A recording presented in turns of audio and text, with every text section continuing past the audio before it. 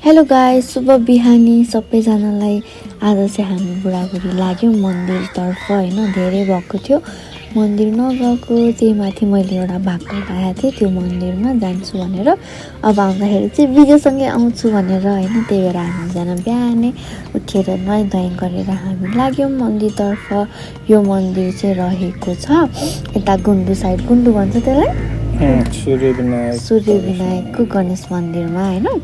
अनि त्यहाँनिर चाहिँ अब हामी के किन्यौँ चाहिने चिजहरू सबै होइन। अनि त्यहाँबाट हामी मन्दिर दर्शन गर्नतर्फ लाग्यौँ। यत्रो सिँढी रहेछ है, सिँढी मैले बल्ल बल्ल चढेँ किनभने मलाई चाहिँ अलिक एउटा सानो प्रब्लम भएको छ, त्यसले गर्दाखेरि भर्याङ चढ्न अलिक गाह्रो भइरहेको थियो। तर मैले जसो चढेँ, थाकेँ धेरै नै होइन। यो मान्छेलाई मैले अरू केही नगर तिमी मेरो भिडियो मात्रै खिच्देऊ भन्ने काम दिएको थिएँ होइन। त्यो मान्छेले त्यो पनि काम राम्रोसँग गरेन कि, एउटा भिडियो खिच्ने काम पनि कि खिच्देऊ कस्तो खिच्यो भिडियो पनि हेर न।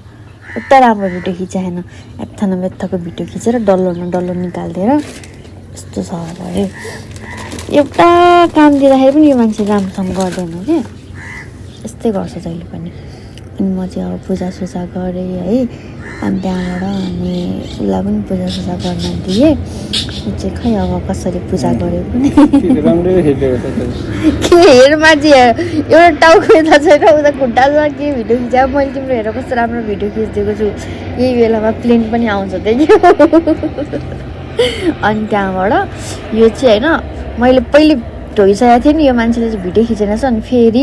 अनि फेरि मैले दोबारा गर्नु परेको। अनि सबै दर्शन गरेर लाग्यौँ। By by.